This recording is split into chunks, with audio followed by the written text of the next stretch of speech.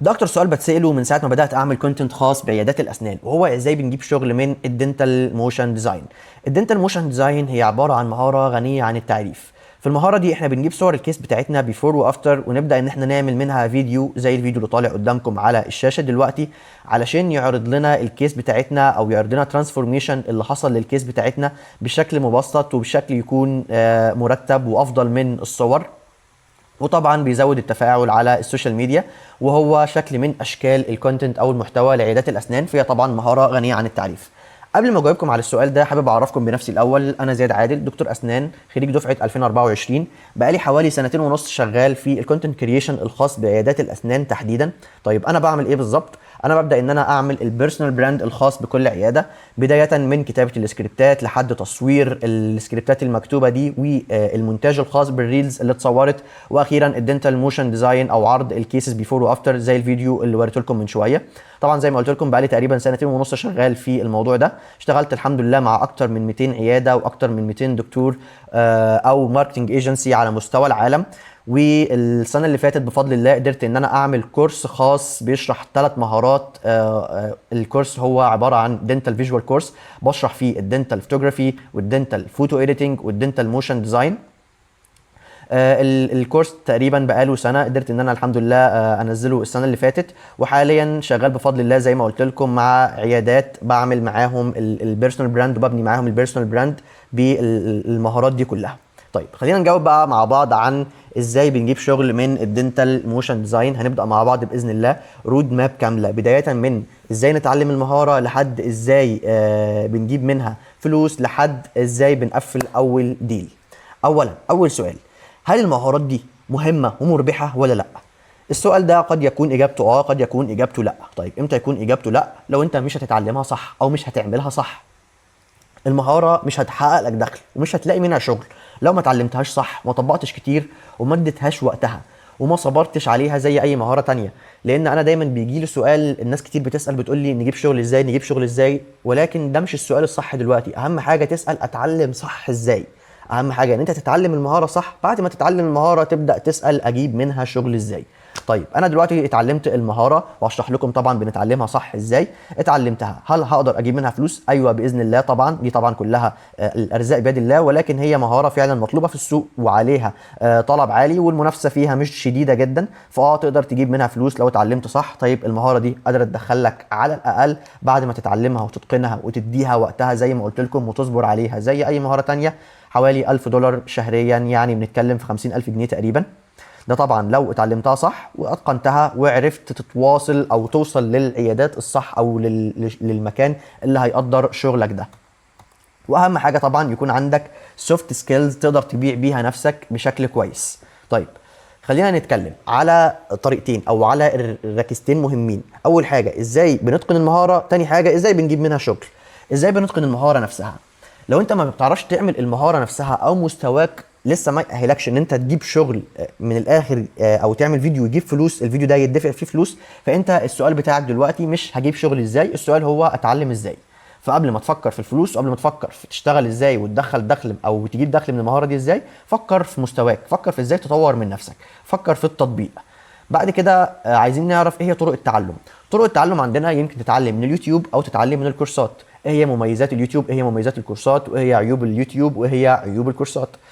طيب بالنسبه لليوتيوب مميزاته ان هو مجاني بالكامل وعليه محتوى ضخم متنوع، يعني ما بيخلصش. انت طبعا في اليوتيوب تقدر تتعلم اي حاجه. انا عن نفسي انا اتعلمت من اليوتيوب في البدايه، ما خدتش كورسات في الموشن ديزاين تحديدا، ولكن كنت واخد كورسات في المونتاج بشكل عام. انا بقالي سنتين ونص شغال مع عيادات الاسنان تحديدا، ولكن قبلها كنت شغال فيديو اديتور بشكل ريموتلي مع كلاينتس على مستوى العالم. فانا اتعلمت المهارات او اتعلمت برامج الايديت عن طريق كورسات، ولكن الموشن ديزاين او الدنتال موشن ديزاين تحديدا ما اخدتش فيه كورسات، اتعلمت مع نفسي سيلف ليرنينج من اليوتيوب. ولكن ده كان فيه عيوب كتير جدا. ايه العيوب اللي واجهتني؟ ان الموضوع بالنسبه لي كان غير منظم ابدا، وكان فيه تشتت، وكان فيه اكتر من مصدر بتعلم منه. فانا كنت بتعلم مثلا افكت معين ولكن ما بتعلموش على الدنتال موشن ديزاين، انا بتعلمه على حاجه تانية.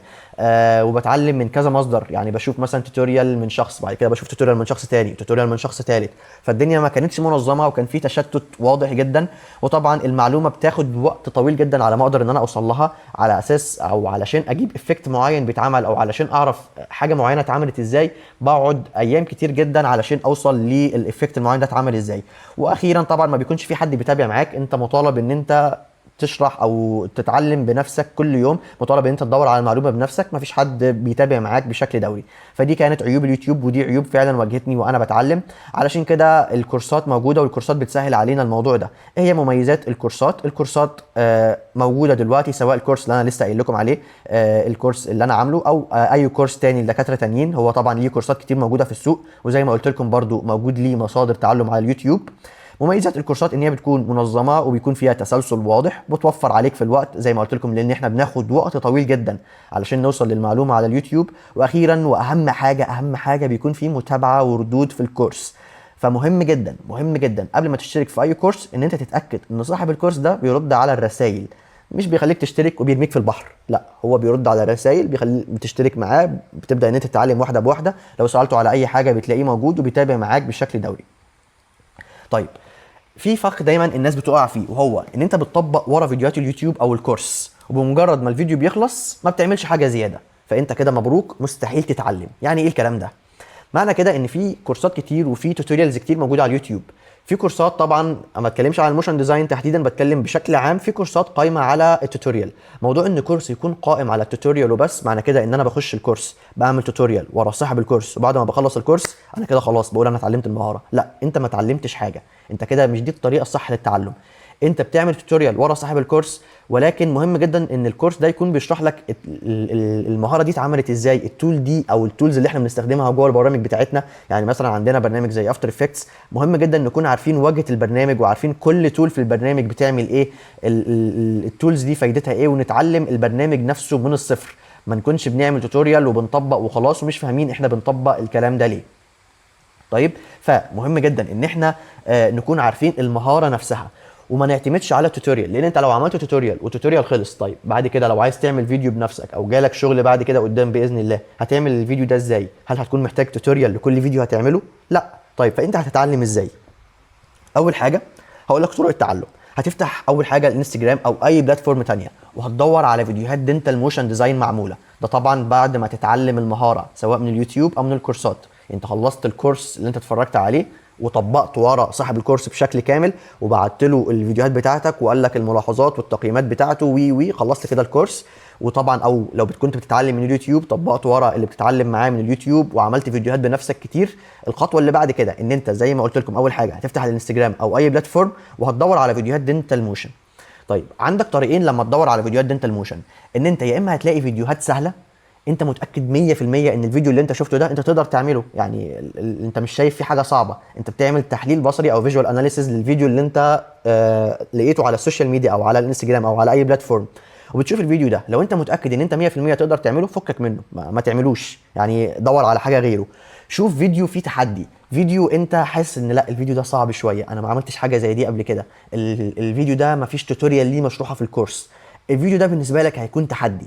هتبدا ان انت تاخد الفيديو ده وتحلله فريم بفريم. ده طبعا انت بتكون عارف بعد ما تتفرج مثلا على اليوتيوب او بعد ما تشوف كورس، طبعا المفروض ان انت تكون عارف ازاي بتحلل الفيديوهات. فانت هتحلل الفيديو اللي طلع قدامك ده فريم بفريم، وتشوف الفيديو ده اتعمل ازاي، وتبدا تطبقه بنفسك مع نفسك. بعد ما هتطبقه مع نفسك عندك حل من الاثنين. الحل الاول، لو انت مشترك في كورس، لو في حاجه مثلا وقفت عليك بتسال صاحب الكورس، وزي ما قلت لكم دي ميزه ان صاحب الكورس يكون بيوفر متابعه دوريه وبيرد على الرسائل بشكل دوري. او لو انت مش مشترك في كورس، هتسال مثلا شات جي بي تي او هتسال كلود او اي اي ايجنت، تساله تقول له الجزئيه دي اتعملت ازاي، الفيديو ده اتعمل ازاي، الافكت المعين ده اتعمل ازاي، وتبدا ان انت تطبق بنفسك كتير، تعمل فيديوهات كتير جدا، تشوف فيديو وتحلله وتعمل زيه، تشوف فيديو وتحلله وتعمل زيه، وتقعد حوالي شهرين تطبق بشكل مكثف. انا شايف ان دي اقل مده انت المفروض ان انت تقعد تطبق فيها. يعني ما ينفعش ان انت تشوف كورس وتقول مثلا انا عملت توتوريال معين في 3 ايام او في يومين او في اسبوع، وتقول لا انا خلاص انا كده بعرف اعمل المهاره. لا، انت كده ما بتعرفش تعمل مهاره، انت كده بتعرف تعمل توتوريال، انت كده بتعرف تقلد. انا لو جبت اي حد حرفيا باي سن معين وقلت له اعمل ورايا 1 2 3 هيعمل ورايا 1 و2 و3. انت لو بتتعلم لغه جديده وبتقول حاجه وتخلي الناس تقول وراك، فالناس هتقول وراك عادي. يعني انت ما اتعلمتش حاجه جديده، لا انت لازم تستمر، لازم يكون في عندك استمراريه، ولازم تطبق كتير جدا. مهم جدا يكون عندك تطبيق. فانا شايف زي ما قلت لكم ان شهرين ده الحد الادنى في رايي ان انت تبدا تكون جاهز انك تجيب فلوس وتعمل فيديوهات فعلا بيدفع فيها فلوس. بعد ما تشوف فيديوهات زي ما قلت لكم بطريقه التعلم الصح دي، ان انت سواء هتتعلم من اليوتيوب او الكورس، فانت هتخلص التوتوريال او الكورس كامل. بعد ما هتخلصه هتبدا ان انت تشوف فيديوهات موجوده على السوشيال ميديا وتبدا ان انت تحللها وتعمل زيها. وزي ما قلت لكم بتدور على فيديوهات انت شايف ان فيها تحدي ليك. ما تعملش فيديو سهل وتقول انا خلاص انا عملت فيديوهات سهله انا اقدر ان انا اشتغل دلوقتي. لا، اعمل الفيديوهات الصعبه، الفيديوهات اللي حاسس انها هتقف عليك. ولو كنت مشترك في الكورس هتسال صاحب الكورس يتابع معاك. لو ما كنتش مشترك هتدور بقى على شات جي بي تي او على كلود او على جيميناي او ايا كان، وتحاول تعرف الافكت المعين ده اتعمل ازاي. طيب بعد كده احنا خلاص احنا خلصنا اول جزئيه، هي جزئيه ان احنا اتعلمنا. انت كده اتعلمت المهاره وقادر ان انت تدخل منها فلوس.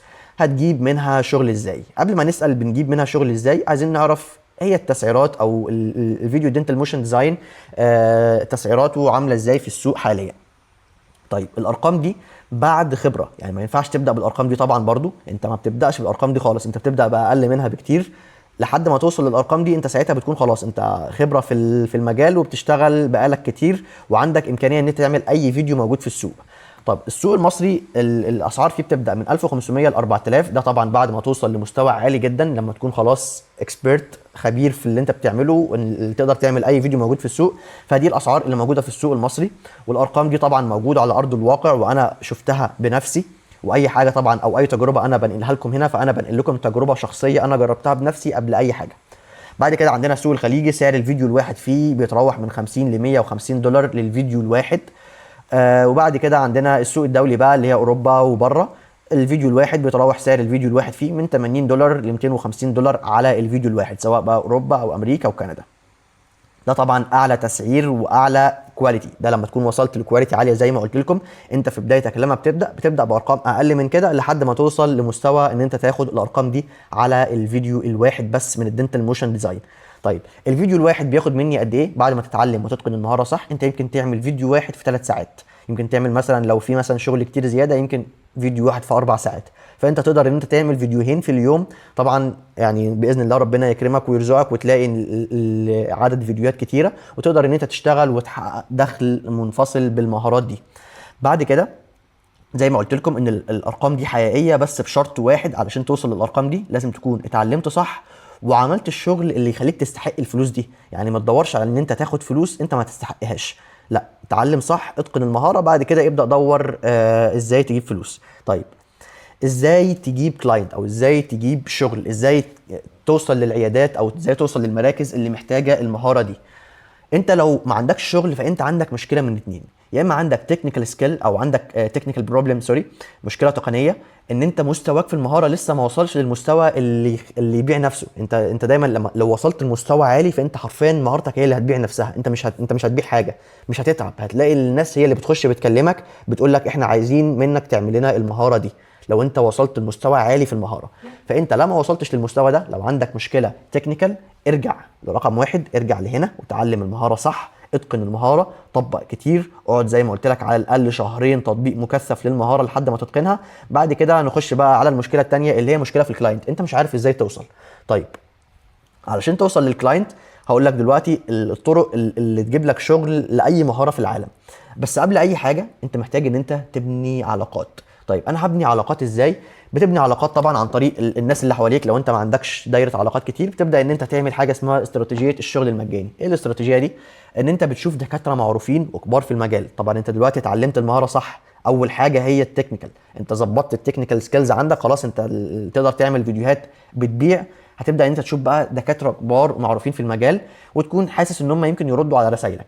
هتبدا ان انت تعمل ايه؟ هتبدا ان انت تعمل لهم الفيديوهات بتاعتهم فور فري.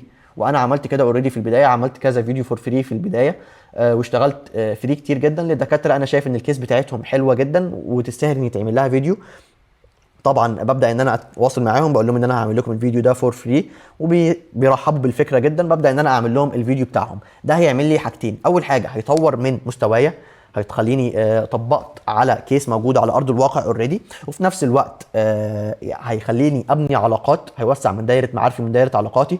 والدكتور ده خلاص هيبقى عارفك، لو حد مثلا ساله على حد بيعمل المهاره دي هيرشحك طبعا لو انت عملت له شغل حلو. الشغل ده مش علشان فري فانت هتعمله اي كلام، لا، ده الشغل اللي حرفيا هيبني لك العلاقات بتاعتك. بعد كده الميزه الثانيه ان هو هيزود لك او هيبني لك بورتفوليو جديد، لان انت طبعا لما تيجي تتعامل مع اي حد فاول سؤال هيساله لك هو وريني شغل انت عملته قبل كده. فلازم يكون عندك بورتفوليو، لازم يكون عندك كيسز وفيديوهات كتير انت عملتها قبل كده. هنبدا بقى نتكلم دلوقتي على ايه هي الطرق الاربعه اللي احنا نقدر نجيب منها شغل. اول طريقه عندنا اسمها الاوتريتش، تاني طريقه هي البيت ادز، وتالت طريقه هي الريفير، ان حد يعمل لك ريفير، ورابع طريقه والاخيره هي الكونتنت كرييشن، وانا شايفها هي اقوى حاجه والمهاره اللي هتخلي الناس فعلا يخشوا يكلموك ويطلبوا منك تعمل لهم الكونتنت الخاص بتاعهم. طيب يعني ايه اوتريتش؟ اوتريتش يعني انت اللي بتبعت رسائل او ايميلات للعيادات او الدكاتره، بتعرض لهم المهاره، انت بتبيع نفسك حرفيا، بتخش تعرض لهم المهاره بتاعتك، بتوريهم البورتفوليو بتاعك، تقول لهم انا بعرف اعمل 1 2 3 وتعرض لهم البورتفوليو بتاعك.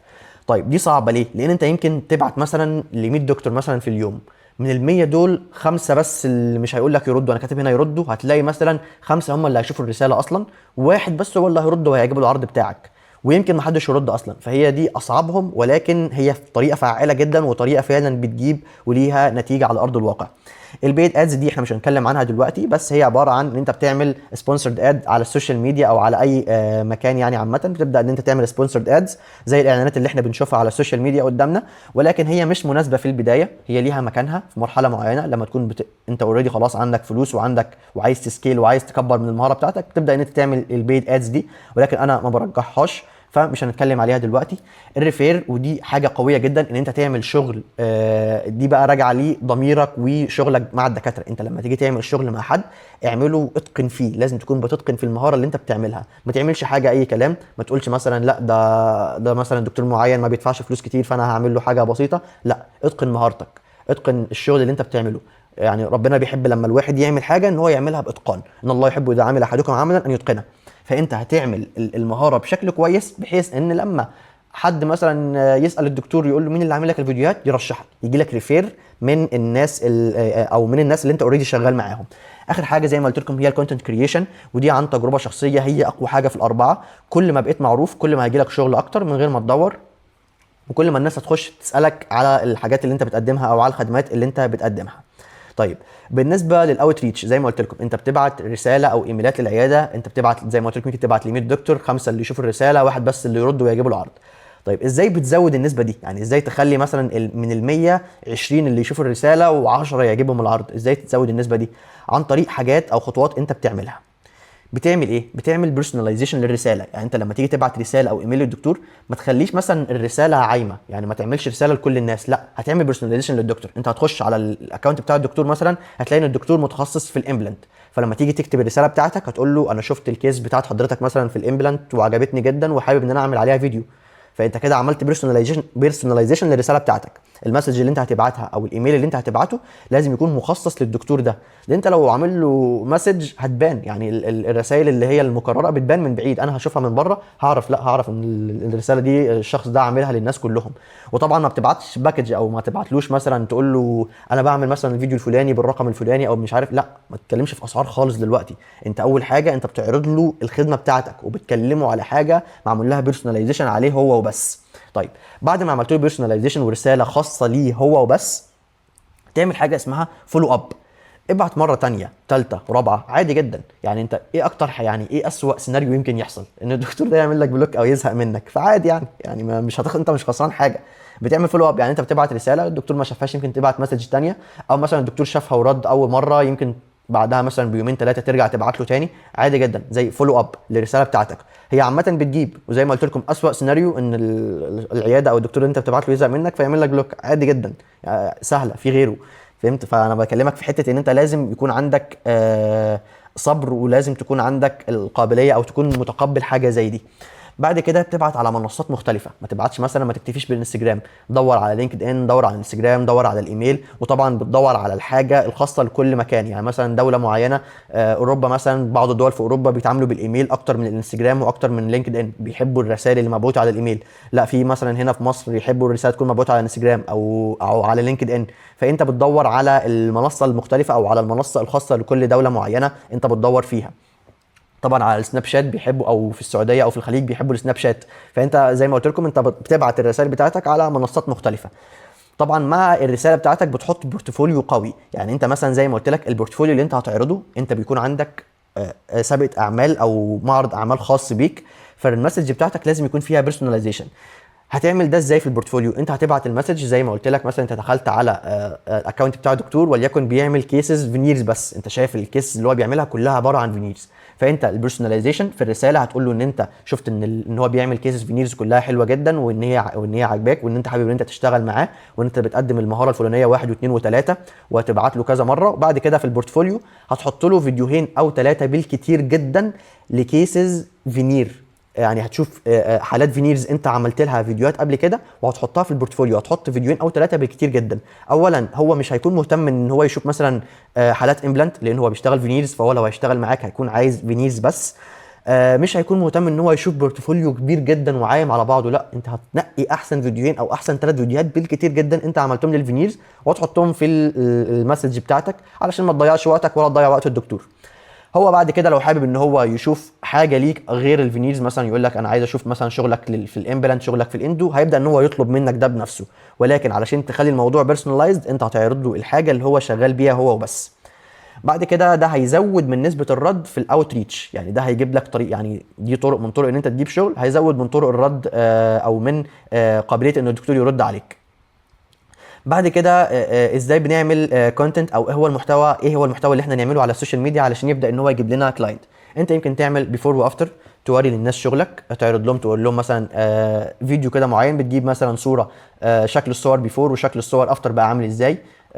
ده شكل من اشكال الكونتنت اللي انت يمكن تعمله. يمكن تعمل educational كونتنت، محتوى تعليمي، تشارك الناس، تعلمهم ازاي عملت افكت معين، ازاي عملت حاجه معينه جوه الفيديو بتاعك. ده بيدي للناس ايحاء، او بيدي للناس فكره ان انت فاهم انت بتشتغل في ايه وعارف شغلانتك دي بشكل كويس جدا. يمكن تشرح حاجه جديده في المجال، يعني مثلا ترند جديد طالع تبدا ان انت تطلع تتكلم عنده. حاول تكون دايما اول واحد بيتكلم عن الترند الجديد. يعني مثلا الاي اي لما طلع، ده كان طالع يعتبر ترند لما طلع في الفيديوهات بتاعه الدنتال موشن، فاللي طلع وبدا ان هو يتكلم فيه في البدايه هو اللي سبق. ده بالنسبه لي ان انت تتكلم عن حاجه جديده في المجال، اي ترند جديد او اي حاجه جديده طالعه في المجال حاول ان انت تطلع وتتكلم عنها في فيديو. ده شكل من اشكال الكونتنت اللي يمكن يجيب لك كلاينت. وطبعا الكونتنت اللي انت هتعمله لازم يكون بسكريبت، لازم تكون ماشي على استراتيجي، ما ينفعش تمشي بشكل عشوائي. انت بتعمل اشكال محتوى كتير وبتنوع في المحتوى، ولازم يكون عندك استمراريه، ما تزهقش حتى لو ما فيش نتائج دلوقتي. انا اول ما بدات، انا لحد دلوقتي برضو ما وصلتش للهدف بتاعي، لكن انا اوريدي انا ما بنزلش كونتنت كتير، بس لما بنزل فيديو بيجيب الانجيجمنت اللي انا بكون عايزه الحمد لله، لان انا بكون باني الكونتنت وباني الحاجات اللي انا بنزلها على استراتيجي معينه. ولكن انا للاسف يعني ما عنديش الاستمراريه، في حته الاستمراريه دي مهمه جدا. انت بتبدا ان انت تعمل فيديوهات حتى لو ما كنتش بتجيب نتيجه في الاول، هتجيب مثلا 500 فيو، 300 فيو، 1000 فيو، مش حاجه، مش هيوصلوك لحاجه، ولكن هتستمر مره ورا الثانيه، تبدا ان انت تفهم السوشيال ميديا اكتر، هتبدا ان انت يكون عندك امكانيه ان انت تتكلم قدام الكاميرا احسن، تطلع بوشك، تعمل فيديوهات احسن واحسن، والكونتنت بتاعك هيوصل باذن الله وهيجيب فيوز حلوه. وبعد ما هيجيب فيوز كتير هيكون بالتالي هيجيب لك كلاينتس، او هيجيب لك دكاتره او عيادات هيخشوا يكلموك ويسالوك عن الخدمه اللي انت بتقدمها، وهتبدا ان انت تبيع نفسك. طيب ايه تبيع نفسك دي؟ تبيع الخدمه اللي انت بتقدمها. بعد كده انت جالك دكتور او جالك عياده كلموك، ازاي هتعمل ايه؟ يعني ايه الخطوه اللي بعد كده؟ انت دلوقتي اتعلمت صح، احنا هنمشي بالترتيب. انت اتعلمت صح، بعد ما اتعلمت صح اتقنت السكيل، اتقنت المهاره بتاعه الدنتال موشن ديزاين او اي مهاره عامه، سواء بقى اديت الريلز، الموشن، كتابه السكريبتات، اي مهاره عامه انت اتقنتها. بعد كده عرفت ان انت تعمل بورتفوليو قوي، وبعدين عملت الاربع طرق اللي بتخليك تجيب شغل.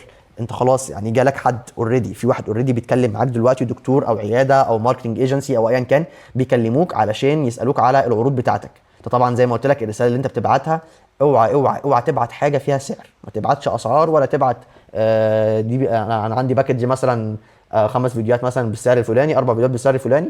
ما تعملش الحاجه، ما تعملش كده ابدا. انت لما حد يكلمك اول حاجه هتعملها معاه ان انت تحاول تقفل او تظبط معاه ميتنج علشان تكسب الديل. ظبط ميتنج مع الدكتور. طيب اوعى تعمل زي ما قلت لك، بلاش تبعت رسائل محفوظه او باكج طويل، فالدكتور لما يشوفها هيشوفها وهينساها ومش هيرد غالبا يعني. انت هتظبط ميتنج مع الدكتور او مدير العياده او الايجنسي، مش هتبعت ايميل وهتستنى. طيب قبل الميتنج دي، يعني مثلا انت ظبطت ميتنج مع الدكتور وليكن انت كمان يومين 3، فقبل الميتنج انت هتعمل ايه؟ انت هتعمل الواجب بتاعك، هتعمل الحاجه اللي المفروض تبينك تطلعك بشكل بروفيشنال قدام الدكتور وتخليك فعلا تقفل الديل دي. زي ما قلت لك ان الله يحب اذا عمل احدكم عملا ان يتقنه. فانت هتتقن اللي انت بتعمله. فقبل الميتنج هتخش على اكونت العياده، هتاخد فكره عن العياده بتشتغل ازاي، هتاخد فكره الكيسز اللي الدكتور بيعملها عباره عن ايه. هتجهز بقى بعد ما تاخد بقى فكره وتكون فكره عن الشكل اللي انت هتعمله. انت لو هتعمل مثلا دنتال موشن، فانت هتعمل بس فيديوهات دنتال موشن، محتاج صور الكيس بتاعتك بيفور وافتر، مش اكتر من كده. بس هتجهز بقى الحالات بتاعت وليكن مثلا الفينيرز اللي انت عاملها، هتجهزها كلها في فولدر. هتجهز صور البيفور كانت عامله ازاي، لو انت عامل مثلا انهانسمنت لصور عن طريق الاي اي هتوري للدكتور تقول له انا الصوره دي مثلا بالنسبه لي كانت كده ووصلتها لكده واقدر اعمل كده في الكيس بتاعتك. ده اللي انت هتعمله قبل الميتنج. هتجهز فولدر او هتجهز فايل على شكل بروبوزال بسيط هتستخدمه. مثلا يمكن تخلي الاي اي يساعدك في حاجه زي دي، يعمل لك مثلا باوربوينت او ملف وورد او بي دي اف، او تعمل مثلا زي ما قلت لك باوربوينت عن طريق كانفا بتشرح فيه الخدمات اللي انت بتقدمها وبتعرض الشغل والنتائج اللي انت حققتها. يعني لو مثلا انت الدكتور طلب منك ان انت تعمل له دنتال موشن، يعني انا دايما ساعات في دكاتره بيخشوا يقولوا لي انا عايز اعمل دنتال موشن. طيب انا ما بعملش دنتال موشن بس، انا بعمل خدمات تانية، فهعرضها عليه برضه، هعرضها عليه في الميتنج. هقول له انا بعمل دنتال موشن وجنبها بعمل 1 و2 و3، بعرض عليه الخدمات بقى اللي انا بقدمها. زي ما قلت لكم انا بعمل بكتب السكريبتات، بنصور ريلز ونعمل اديت للريلز دي. فده بالنسبه للموضوع ان احنا بنجهز البروبوزال بتاعنا. وطبعا بتبدا ان انت تنصحه، لان الدنتال موشن شكل من اشكال المحتوى الخاص بعيادات الاسنان، ولكن مش ما ينفعش عياده تعتمد على النوع ده بس. ما ينفعش يكون شكل الكونتنت هو عباره عن دنتال موشن بس. الدنتال موشن او اشكال الكونتنت عندنا بتكون متنوعه، بتتنوع على حسب انت بتعمل ايه دلوقتي. يعني احنا عندنا في حاجه اسمها فانل. خلينا كده نعمل كونتنت فانل. يعني ايه فانل؟ يعني احنا بنعمل اشكال كونتنت على شكل هرم. عندنا حاجه اسمها التوب فانل، وعندنا حاجه اسمها الموفو او الميدل اوف فانل، وعندنا حاجه اسمها البوفو او البوتوم اوف فانل. طيب يعني ايه الحاجات دي؟ في التوب فانل احنا بنعمل كونتنت بياتراكتس نيو ليدز، بنعمل كونتنت يجيب لنا فولورز جداد، ما بنهتمش ان احنا نبيع خالص. في الميدل فانل احنا بنبدا ان احنا نعمل محتوى تعليمي، بنبدا ان احنا نبني ثقه بيننا وبين الناس. يعني احنا جبنا فولورز جديده، مثلا جبنا فولورز عن طريق ان احنا عملنا فيديو مثلا ترند، عملنا مثلا فيديوهات دمها خفيف، فيديوهات مثلا تجيب فولورز زياده للعياده. بعد ما بدانا ان احنا نجيب ناس جديده، بنبدا ان احنا نبني ثقه للناس الجديده اللي دخلت في العياده عندنا عن طريق ان احنا بنعمل مثلا محتوى تعليمي، نبدا ان احنا نشرح كيس معينه اتعملت ازاي. بعد كده اخر حاجه عندنا هي البوتوم فانل. البوتوم فانل دي الحاجه اللي بتخلي، دي الحاجه اللي بتبيع، يعني دي اللي بنبدا ان احنا نعمل فيها او نعرف فيها بقى الخدمات اللي بتتقدم في العياده، العروض اللي موجوده في العياده او ايا كان يعني. ومن ضمن البوتوم فانل هي البيفور والافتر، يعني ان انا اعرض بيفور وافتر او الترانسفورميشن اللي حاصل، اللي هي دي تعتبر بوتوم فانل، اللي هي فيديوهات الدنتال موشن. فانا ما ينفعش ابدا بالبوتوم فانل. ففيديوهات الدنتال موشن هي شكل من اشكال المحتوى، ولكن ما ينفعش تكون عياده معتمده عليها بشكل فردي. فزي ما قلت لك انت بتنصح الدكتور او بتنصح العياده، بتقول له مثلا حضرتك عايز تعمل دنتال موشن، انا هعمل لك حاضر الدنتال موشن اللي حضرتك عايزه، هعمله لك بالشكل الفلاني. تعرضه زي ما قلت لك بروبوزال على شكل باوربوينت او ملف بي دي اف، تقول له وتوريه حاجات انت عملتها اوريدي، تكون مجهز له مثلا فيديوهات كتير انت عملتها، تكون مجهز له فولدر موجود فيه ترانسفورميشنز انت عاملها، توريه مثلا صور الكيس اللي انت كنت عاملها كانت ازاي وبقت ازاي، والفيديو شكله النهائي بقى عامل ازاي، وتعرض عليه باقي الخدمات بتاعتك. لحد دلوقتي حلو؟ ما اتكلمناش في اي اسعار ولا اتكلمنا في فلوس ولا اتكلمنا في اي حاجه. انت بتعرض للدكتور او للعياده الشغل بتاعك، بتفهمه، بتوريه الحاجه اللي انت بتعملها عباره عن ايه، وبتوريه قد ايه انت بروفيشنال في اللي انت بتعمله، قد ايه انت اكسبيرت في اللي انت بتعمله. بعد كده زي ما قلت لك في الميتنج انت بتتناقش مع الدكتور بقى في اللي هو عايزه، بتتناقش معاه تفهم منه الفيجن بتاعته الاول، هو عايز يعمل ايه بالظبط. زي ما قلت لكم لو قال لك انا عايز اعمل فيديو دنتال موشن بس، تبدا انت تنصحه، تدي له نصيحه، تقول له لازم تعمل اشكال محتوى اكتر، لازم يكون في عندك تنوع، لازم تكون ماشي على استراتيجي معينه، ما ينفعش يكون الموضوع ماشي بشكل عشوائي. فانت انت دلوقتي انت الاكسبيرت، انت دلوقتي الخبير في الموضوع. هو الدكتور شغله في العياده ما شاء الله جامد وبيعمل شغل ما حصلش، ولكن هو في حته الميديا انت دلوقتي الاكسبيرت، انت دلوقتي اللي بتقود الميتنج.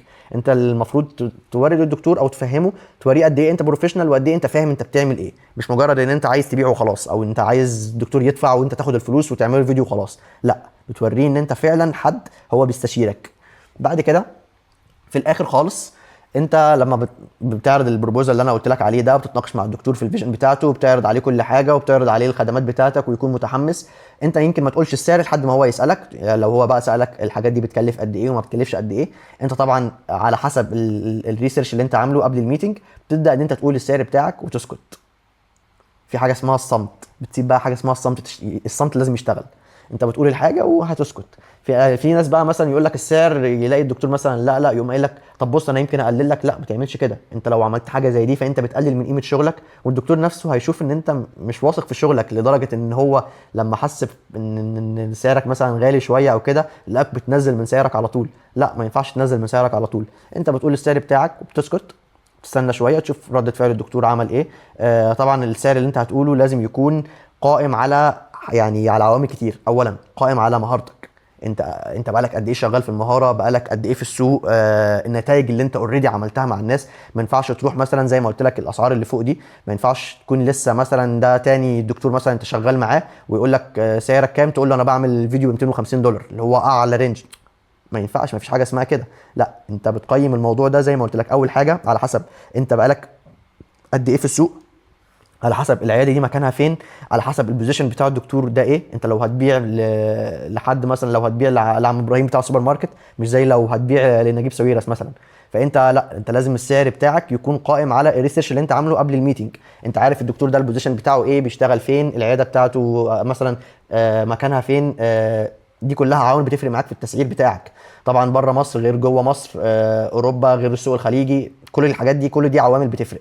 وزي ما قلت لك بعد اهم حاجه تكون عندك التكنيكال سكيلز اللي تخليك تقول السعر اللي انت عايزه.